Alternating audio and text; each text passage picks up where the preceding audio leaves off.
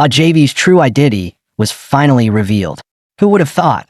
The one who looked most like a zombie was actually a sharp-looking young man with glowing green eyes. And more shocking, he was the very first child ever born between two zombies. Centuries ago, the world had been swallowed by a sudden zombie outbreak.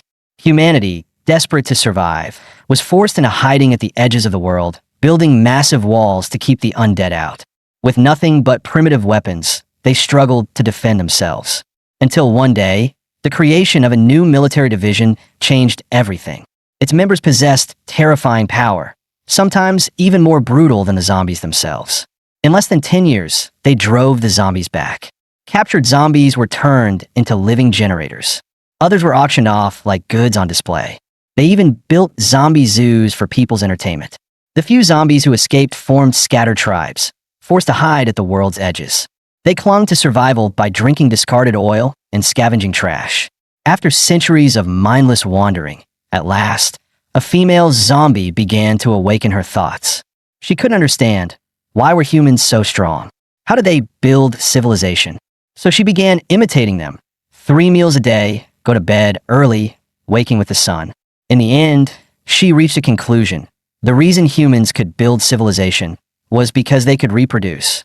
So she imitated them, wandering the streets every day, trying to attract mates.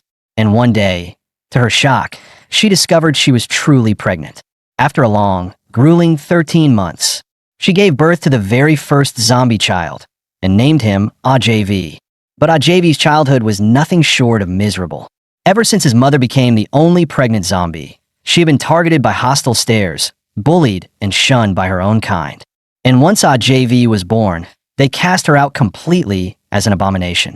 To protect and raise her infant son, she roamed across ruined cities, trying to join other zombie groups. But every time, they rejected her as an outcast.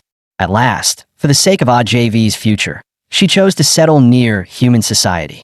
But with her monstrous appearance, she could never step openly among humans. So it fell to little 3-year-old JV to beg on the streets, barely keeping them alive. Under his zombie mother's care, JV slowly grew up, always living in the city disguised as a human. As he grew older, with compulsory education enforced by humans, JV began attending school during the day. At night, he worked part-time in small shops. Thanks to his zombie stamina, he never felt tired, and on weekends he even took multiple jobs to help with the bills. Sometimes he was overwhelmed by the urge to devour humans, but he forced himself to hold back. After all, his mother had risked her life to bring him here, hoping he could live like a real human. So he made a silent vow. He would study hard, and one day, by his own hands, buy his mom a car and a big house. But everything shattered when a sudden zombie outbreak hit the city. To save his senior classmate, JV had no choice but to reveal his true nature and transform into a zombie. And on his very first day at work, after firing the boss of Mill Powder Store Number 1, his life took a drastic turn. That day, 17-year-old JV, under his senior's introduction, started working in a supermarket. Seeing him standing there blankly, the senior scolded, "What are you spacing out for? Hurry up and help." Snapping out of it, he quickly stepped forward and took the box from her hands. Just as she let out a sigh of relief, she immediately noticed the wounds on his face. Without hesitation, she pulled him behind the counter, carefully tending to his injuries while asking if he had been bullied again. The truth was, as a zombie living among humans, he was terrified of them. His timidity made him an easy target for bullies. The senior lectured him, "Humans are cruel. Bullying happens all the time. If you keep looking weak, of course they'll pick on you. But if you fight back, no one will dare mess with you." "Got it." With his head lowered, JV muttered softly, "Got it." Just then, the supermarket boss walked over. "Customers are here, go greet them." Outside, a truck had pulled up. JV thought it was Jiangxi delivering supplies for the townsfolk, but it turned out to be just a random hauler. The senior hurried to the shelves, searching for the requested goods. But as she bent down to check the labels, the boss suddenly appeared behind her, pulling out his phone to snap photos. This scene was caught by JV. When the boss turned his gaze toward him, JV instantly looked away, stammering that he hadn't seen anything. Still, the boss grabbed him by the collar and snarled, "Kid, you'd better keep your mouth shut." Then he ordered him to take the driver to the warehouse to haul cargo. On the way, the driver warned him, "That boss is infamous around here. 60. He lures college girls in with high pay, then preys on them. Your senior, she might not escape his claws. JV's mind spun. Save her, or stay silent. Suddenly, a chilling roar echoed from a distance. A sound he knew all too well. Zombies. They were launching an attack on the city. The driver leaned out, scanning the streets nervously. But JV ignored him, jumped out of the truck, and bolted straight back toward the supermarket. When he arrived, the sight before him left him stunned. In front of the Milk Powder No. 1 supermarket, the bitten humans were already mutating, and the infected boss shoved the senior to the ground. With a twisted grin, he forced her legs apart. I'm dying anyway, so before I go, you're mine. But before he could finish his words, his face stiffened. Something was wrong. His cheek twisted and warped as his body began to mutate. The senior let out a sharp scream. Hearing it, JV's heart jolted. He froze, torn in hesitation. His mother's warning echoed in his mind. This city wasn't easy to reach. Never cause trouble, and never let anyone see your true form. Understand? That was why he had endured humiliation all this time, swallowing every insult. But now, with his senior in danger, he could no longer hold back. His left hand instantly morphed into a giant saw. His face and hair shifted as well, changing before their eyes. In the blink of an eye, he became the JV we all knew. As the snarling zombies charged, JV slashed with a sharp chichke, vanishing and reappearing behind them. The street rang with wet, slicing sounds, pa-pew. In an instant, the zombies were hacked into pieces, just as the mutated boss reached for the senior. A sickening squelch rang out. His body was split clean in half.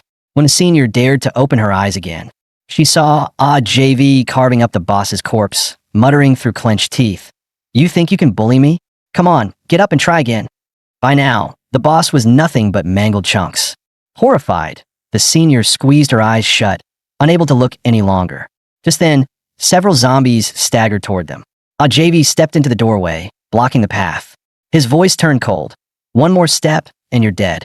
And so, on his very first day of work, JV split his boss clean in half. Afterward, he even collected his wages and bought some nearly rotten meat. With his heart pounding, he headed home in fear of what was to come. First day on the job, and I already killed the boss. How am I supposed to explain this to Mom? Before long, he arrived at a rundown apartment building. He lingered at the doorway for a moment, then finally gathered his courage and pushed the door open. Inside, a beautiful female zombie was cooking. Beaming with joy, she called out, JV, you're back. Come sit, dinner's ready. Meanwhile, after the zombie assault in the city, police had cordoned off the area. A red-haired girl stood before the ruins, lost in thought. As the only survivor of the Milk Powder No. 1 supermarket, the senior gave her statement to reporters, but never mentioned JV. She simply claimed she was too terrified, fainted, and remembered nothing. Just then, a subordinate approached the red-haired girl. Miss, this is the surveillance footage we recovered. On the screen was a shocking scene. JV locked in combat with a massive Type A Corpse King. The girl took the tablet from her subordinate. On screen, JV was swinging his chainsaw with feral intensity. The massive Type A Corpse King, several times his size, didn't even get the chance to react before being cleaved in half. The subordinate pointed toward the cracks running down the highway, and a skyscraper split clean in two. This little zombie is vicious. He not only shredded the Corpse King in mince, he devoured every last piece.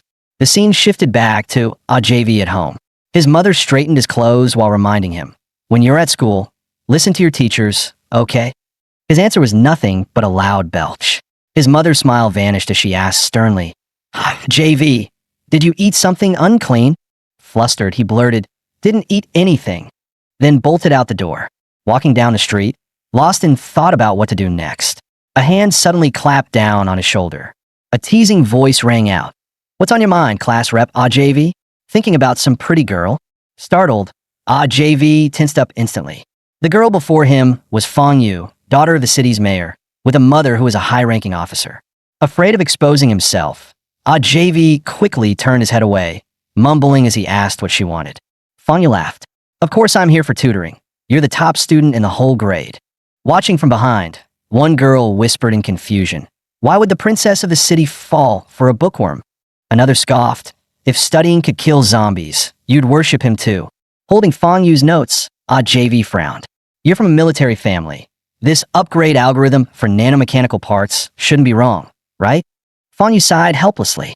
It's because of that weird zombie that popped up downtown yesterday. My family told me to investigate, but I still have to keep up with studies. I just don't want to mess up under pressure. Hearing that, JV's heart tightened. He quickly forced a calm expression and changed the subject under the guise of going over the lesson. Just then, Fong Yu's eyes drifted to JV's clothes. JV, why does your shirt look like? Before she could finish, a piercing scream erupted from ahead. An Airbus A380 had struck a flock of birds, its engines failing instantly as the massive jet plunged downward. Panic erupted. Civilians screamed and scattered in every direction. JV froze at the sight, instinctively ready to run with the crowd. But right then, a woman clutching her infant tripped and fell directly in front of him. Shock jolted through him. His body nearly shifted as he prepared to transform. Suddenly, a sharp crack rang out behind him. The sound came from a glowing device in Fong Yu's hand. With a rapid cack of machinery, swarms of nanobots spread across her arm. In less than 2 seconds, a full suit of armor enveloped her entire body. She dropped into a crouch, then braced herself, striking a sprinting stance aimed at the falling aircraft. With a sharp whoosh, she launched into the sky. In the blink of an eye, Fong Yu appeared in front of the descending plane. As her mech arm shifted into attack mode, the nanotech forged a massive war blade straight out of legend. Another SHHHK split the air. The A380 was cleaved in half by a single strike. Screaming passengers spilled out like severed kites, plummeting toward the ground. At that moment, Fong Yu raised her arm, striking a javelin thrower's pose. Then she hurled her massive blade down toward the streets below. In the blink of an eye, the weapon split into countless smaller blades. Each one pierced the passenger's clothing with pinpoint accuracy, embedding into the skyscrapers lining both sides of the street. The passengers dangled midair, wide-eyed and dumbfounded. In an instant, they had become the brightest, strangest scenery the avenue had ever seen. Meanwhile, Fong Yu and the broken jet both plummeted to the ground. With a thunderous boom, they struck the earth at the same time. The A380 split clean in two, crashed heavily onto the road, each half slamming to opposite sides. As the danger passed, the crowd erupted into cheers. That's the young lady's nanotech armor. Incredible. Surrounded by the roar of admiration, Fong Yu's confidence soared. She struck a cool pose, basking in the worship of the masses.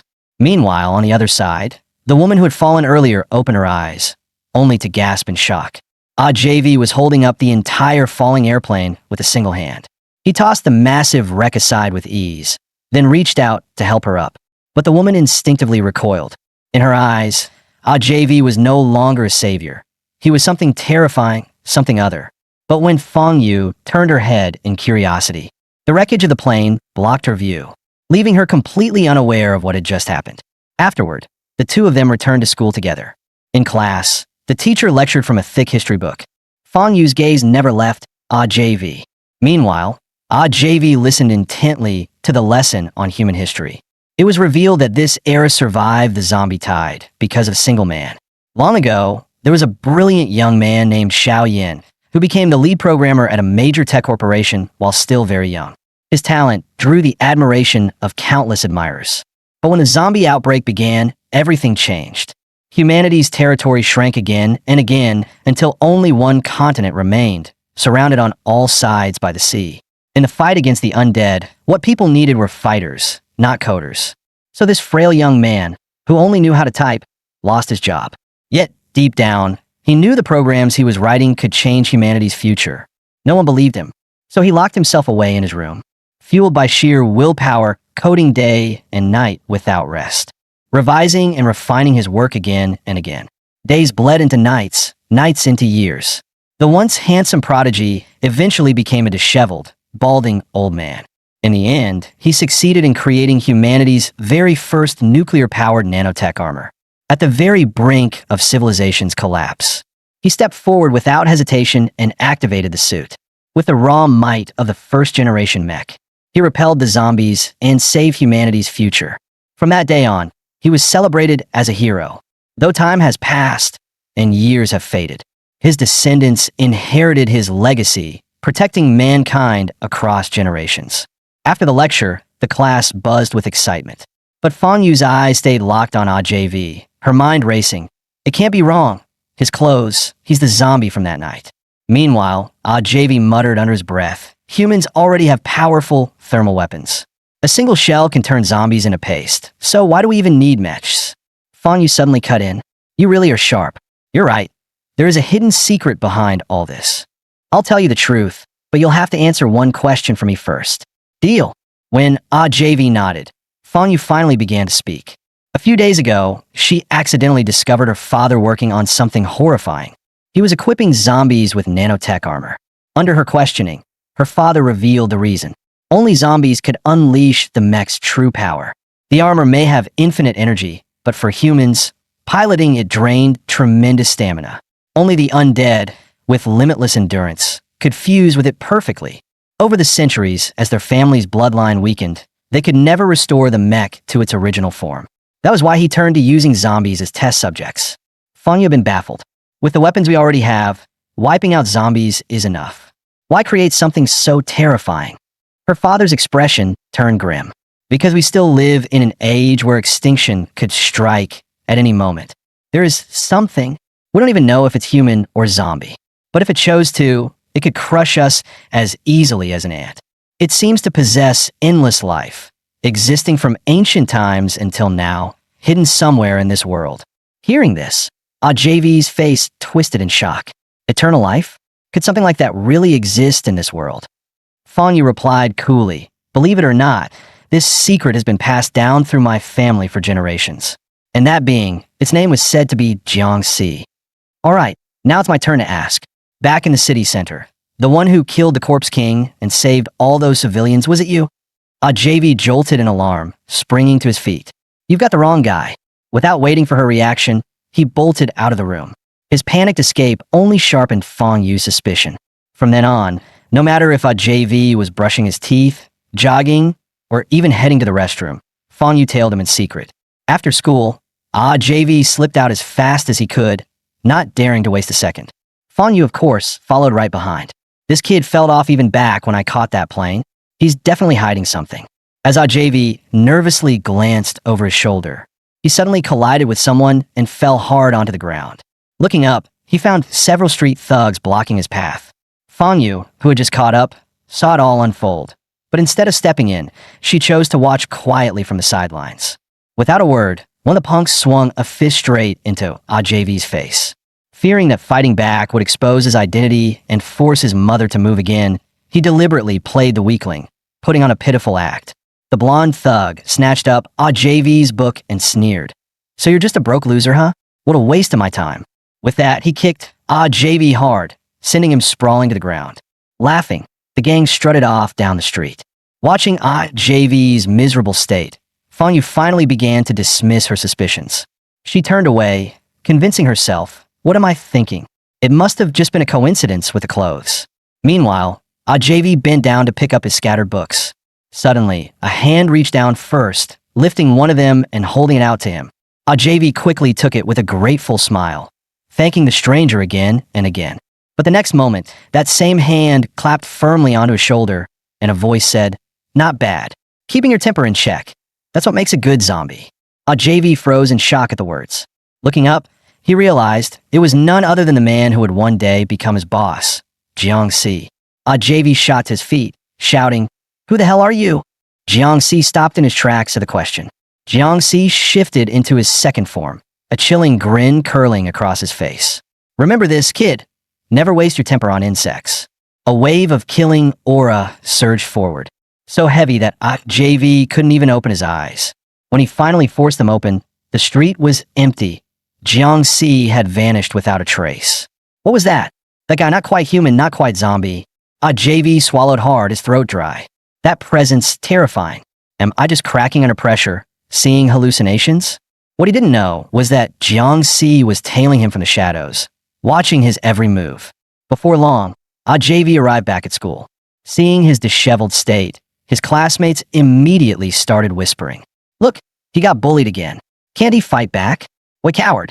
The blonde thug, still gloating, waved his physical test sheet. Even if I can't pilot nanotech armor, becoming a mech soldier isn't bad at all. In this world that worships strength, bookworms like him are worthless. So what if he's smart? Studying won't kill zombies. with nanotech armor. Who needs new weapons anyway? Hearing their mocking voices, JV lowered his head and walked silently toward the classroom. Fanyu watched everything unfold, sighing to herself. Looks like I was overthinking. This guy has nothing to do with bloodlust or brutality. And yet, one thing still puzzled her. The Central District was supposed to be secure. Zombies were always kept outside the city's walls. How could they suddenly appear here? Meanwhile, Jiangxi stood atop a rooftop, gazing down at JV. Beside him, Xiaohei asked cautiously, "Boss, do you really think that kid can become one of us?" Jiangxi, now back in his first form, smirked. "Who knows? A test will tell us everything. Didn't you rescue that little lab rat? Set it loose. And let me spice things up." He slowly raised his hand. A sickly green glow flared, and on the empty ground outside the campus, drops of green blood seeped into existence. The droplets fused together, twisting into a sequence of genes. Flesh and bone began knitting themselves out of nothing. In mere moments, under Jiangxi's control, an army of zombies took shape. With a sudden clench of his fist, his body surged into its second form. At once, the zombies stirred to life, their eyes blazing with hunger. Among them towered colossal monstrosities, some over 10 meters tall. They clambered up the surrounding buildings, waiting only for Jiangxi's command to descend upon the humans. Meanwhile, JV sat in class, studying diligently, completely unaware that danger was closing in. At the same time, a man in a sharp business suit appeared at the school gates. He inhaled deeply, savoring the air of freedom outside. Then, without warning, chunks of flesh slid off his face. Panicked, he pressed the rotting skin back into place with his hand, muttering under his breath, "Almost gave myself away. This should be the school Lord Haim mentioned." This man was none other than the so-called rookie zombie, one of the rare undead with full consciousness. Dropping to his knees, he asked respectfully, "Lord Hay, what would you have me do?" Xiaohei tossed a stack of files at his feet and ordered coldly, "Go. Devour every human in this academy." The very same academy where JV was studying. The zombie's eyes gleamed with delight.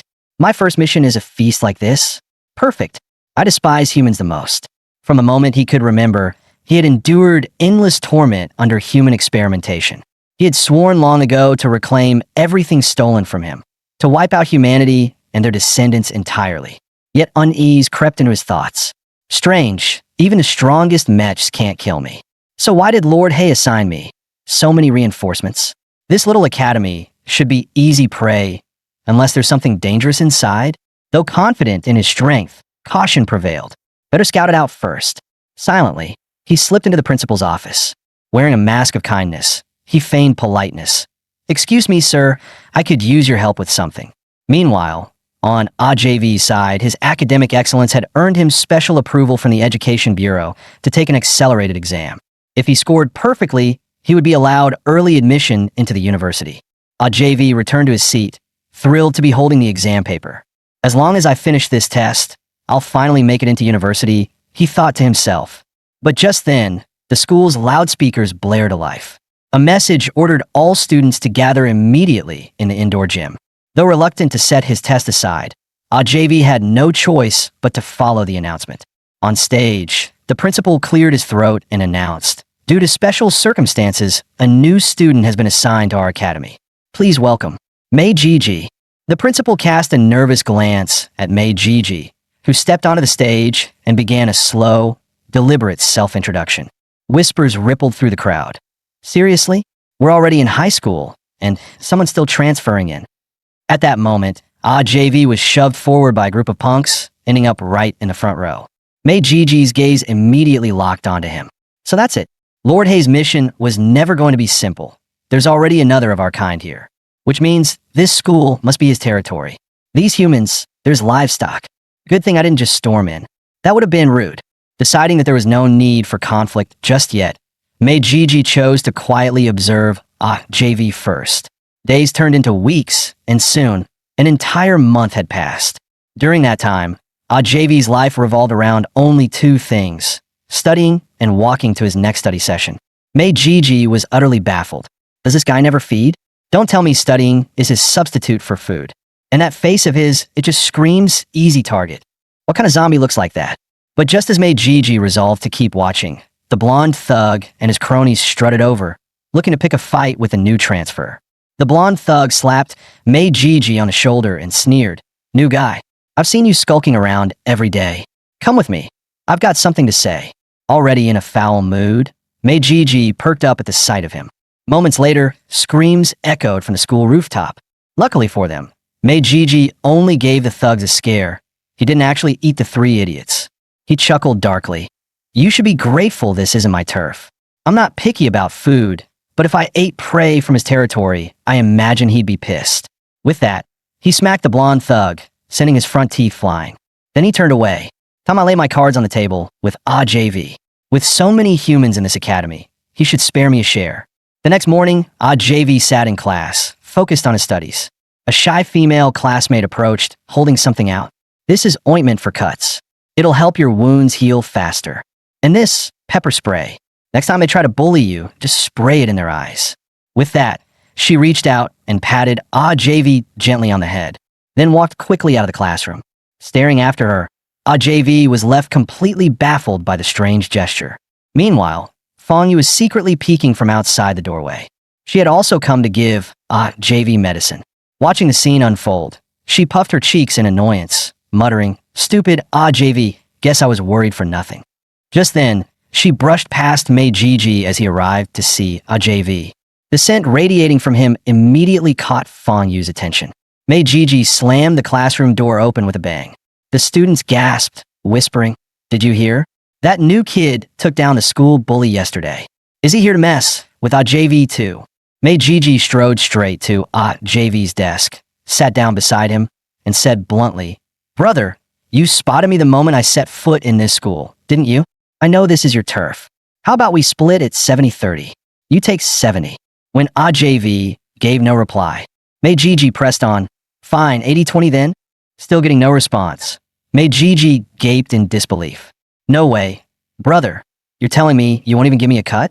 Look at this school full of humans. Can you really consume them all by yourself?" The nearby students watched Mei Gigi lowering himself like this, completely baffled, unable to understand what the two were talking about. When JV remained silent, Mei Gigi tried again. "Fine, how about this? I'll just eat what you leave behind. Girls, top half's yours, bottom half's mine. Deal." JV still didn't answer. Mei Gigi's expression twisted into fury.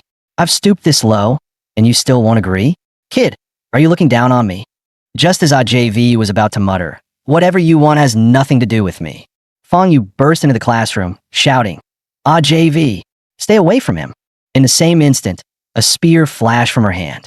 Mei Gigi didn't even have time to react before it pierced straight through his chest, smashing him through the classroom wall and nailing him to the bright green turf of the soccer field outside.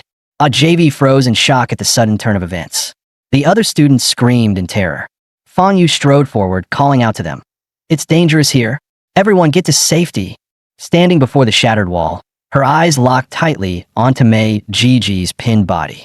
Another weapon materialized in her hand as she snarled, "Do you take me for a fool or blind?" At those words, Mei Gigi dropped all pretense. "Then I won't hold back." Fong Yu leapt onto the field, landing with a heavy thud. She quickly waved for the students to scatter, shouting, "He's a zombie." No sooner had the words left her mouth than a thunderous boom erupted from Mei Gigi's body. His frame swelled grotesquely, muscles writhing. Moments later, grotesque zombies began tearing their way out of him. In the blink of an eye, the field was crawling with abominations of every kind. At the same time, flocks of flying zombies flooded in from outside the campus. With the summoning complete, Mei Gigi roared his command, "Seal off the area and capture every single human alive." As humans scattered in panic, Mei Gigi rolled his shoulders with a chilling grin. Pretending for a whole month was exhausting. Feels good to finally be myself again. Fong Yu immediately activated her armor. The nanotech suit surged across her body in a flash of light. But Mei Gigi showed no fear. "Did you really think humans are the only ones who get to play with toys like this?" With a savage tear, he ripped open his shirt. Fong Yu's eyes widened in shock. Strapped to his waist was an ancient transformation device. As it powered up, dark energy flared, and in moments a jagged exosuit of nanotech enveloped his body. This was the very project her father had been working on. The fleeing crowd noticed the disturbance. stopping in their tracks to look back. And what they saw left them speechless. No way. How can a zombie be wearing human-made nanotech armor? Mei Jiji smirked, taunting her. Miss Fong, you should thank your father. He's the reason I can wield this power. At those words, a memory from her childhood flashed in Fong Yu's mind. Her expression froze in disbelief. Your name is Mei Jiji? Are you the zombie from my father's old lab? Mei Jiji roared in fury. That's right. I was one of the first test subjects, and you humans sterilized me. Your family's cruelty is burned into me forever. Today, I'll settle every score, old and new. Fong Yu dropped into a combat stance, eyes sharp. Enough talk. Come and get me. Mei Jiji lunged, his fist slicing through the air like a cannonball. Fong Yu reacted instantly, ducking low to dodge. She swung her massive blade in retaliation, but he slipped past with ease, circling behind her. She turned sharply, only to be caught by a brutal kick to the stomach. The impact hurled her skyward, 100 meters into the air. Mei Jiji crouched low, muscles coiling, then exploded upward, soaring above her. Filthy humans. Do you have any idea how I've suffered all these years? I'll repay the pain 1,000-fold. With a thunderous roar, his fist crashed down, smashing Fong Yu into the ground. The field erupted, the earth fracturing and splitting apart like shattered glass. Meanwhile, on the other side of campus, a girl was about to be torn apart by a zombie. At the last second, a wooden stick smashed across the creature's face. It was the delinquents, Blondie and his crew. Don't underestimate the Trashkin squad, damn it. Blondie barked orders for his boys to escort the others out through the back gate. But one girl shouted desperately, JV is still in the classroom. He's finishing his exam paper. Blondie froze, dumbfounded. Are you kidding me? That idiot's doing homework right now? Forget him. Then he caught the pleading look in her eyes, a look that begged for a savior. His resolve cracked. Damn it, we're classmates. We can't just leave him behind. Elsewhere, Fong Yu staggered after taking 2 devastating hits from Mei Jiji. A chill ran through her. What kind of power is this? He can run that armor at infinite overload. Suddenly, her father's words from childhood rang in her ears backslash. Nanotech armor is our family's legacy. The greater the power, the greater the burden. To push beyond your limits without breaking, you must have unshakable conviction.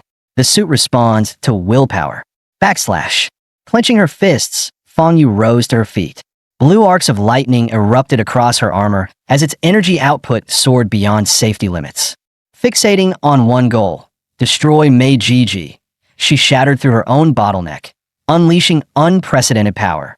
In a blur, she shot forward, grabbing his face in an iron grip. Then, BAM! A savage elbow strike drove him down into the ground.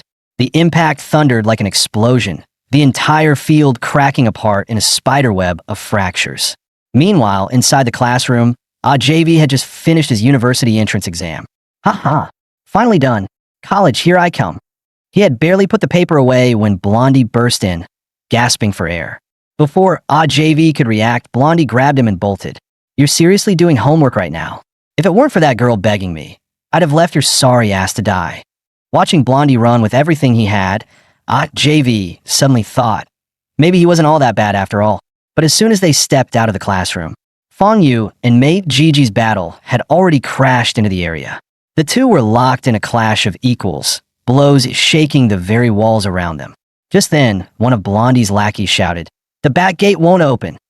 The dam principal reinforced the walls, 10 meters high with 100,000 volts of electricity. Touch it, and you're fried. That old bastard. Blondie cursed, kicking uselessly at the door. JV stepped forward. Let me try. In seconds, he tore through the code of the digital lock, overriding the system, cutting the power, and swinging the gate open. Cheers erupted from the group. Blondie clapped him on the back. Guest books really do come in handy at times like this. If we make out alive, I swear, I'll never bully you again. JV just sighed, utterly speechless. But the moment they rushed out, elation turned to dread. Their path forward froze them in their tracks. A towering zombie colossus stood guard, commanding a horde, blocking the human army's rescue attempt. Back on the battlefield, Mei Jiji sneered at Fong Yu. This zone is sealed. You thought you could stall me and let the students escape? Foolish. Look behind you. Fong Yu turned her head, only to see every student surrounded by the undead. Even JV and Blondie had been forced back inside. Her teeth clenched. I can't lose. There has to be another way. Rising into the air, she summoned her armor's full power. An arsenal of radiant weapons materialized around her in a storm of light. The textbooks were clear. A zombie's weakness lies in its head. Sever it, and the creature becomes nothing more than a corpse. With that in mind, Fang Yu locked onto Mei Jiji's skull. But he only grinned and lunged at her. Trying to take my head? You're way out of your league. His fist thundered toward her.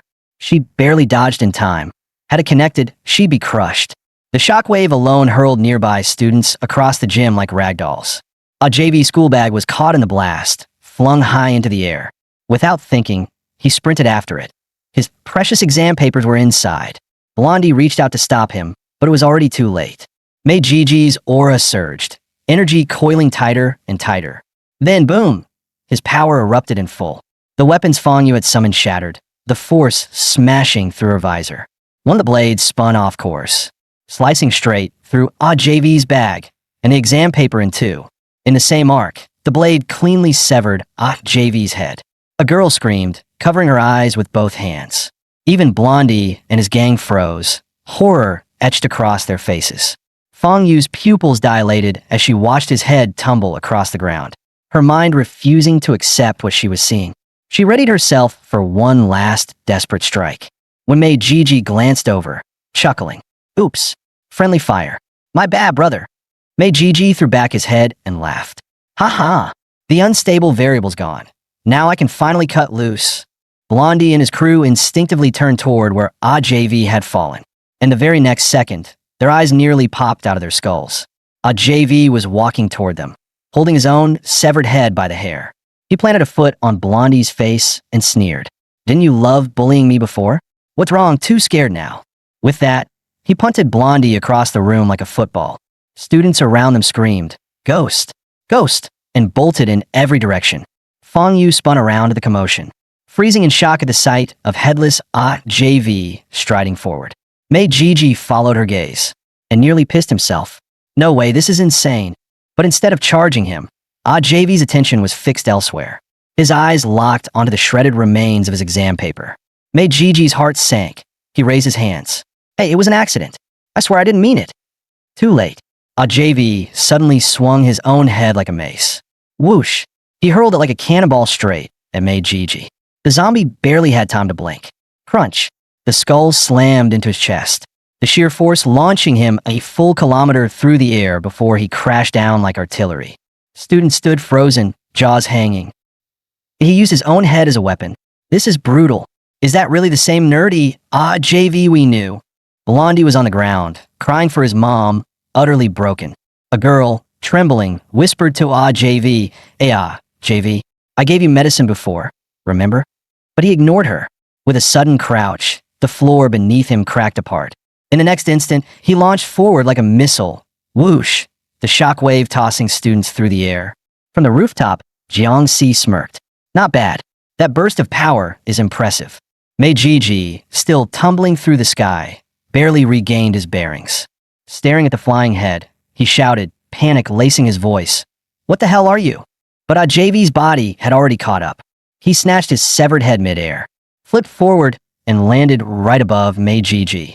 Wait, brother, listen to me first, Mei Jiji pleaded. His only reply was a chilling, murderous laugh. Snarling, Mei Jiji roared back. Don't push me too far. Do you think I'll just take this? Crack. JV swung his own skull like a hammer, smashing it into Mei Jiji's chest. A blinding green flash erupted as Mei Jiji plummeted downward. On the ground, both soldiers and zombies froze, all eyes drawn to the scene. Civilians screamed, scattering in sheer terror. Boom! JV landed first, the shockwave ripping fissures through the earth. Before Mei Jiji even touched down, JV hurled his head again. The blow struck, sending Mei Jiji soaring back into the sky. Crush! He smashed straight through a skyscraper, glass and concrete raining down in torrents. Just as JV was about to give chase, the surrounding zombies swarmed in, enclosing him on all sides. At the command of the towering corpse beast, the horde surged like a tidal wave. JV's eyes narrowed. He spun around sharply. Then he roared, a sound that split the sky itself. The shockwave was devastating, zombies instantly vaporized into ash. Even nearby humans were blasted back, blood pouring from their ears and noses. With a cold snort, JV crouched low. Boom! He launched upward like a living cannonball, resuming his pursuit of Mei Jiji. Soldiers on the ground stared, dumbfounded, at the figure soaring with his own severed head in hand. One of them stammered into his comm, "Director, there's a man flying with his own head. He's tearing through the zombies." In the sky, JV caught up to Mei Jiji. Once again, he swung his head like a weapon, slamming it brutally into his foe. Mei Jiji wailed, utterly powerless, tossed around like a rag doll. Xiao He frowned, murmuring to Jiangxi, "King, that one won't last much longer." Jiangxi only sneered. "So, the brat has immortality?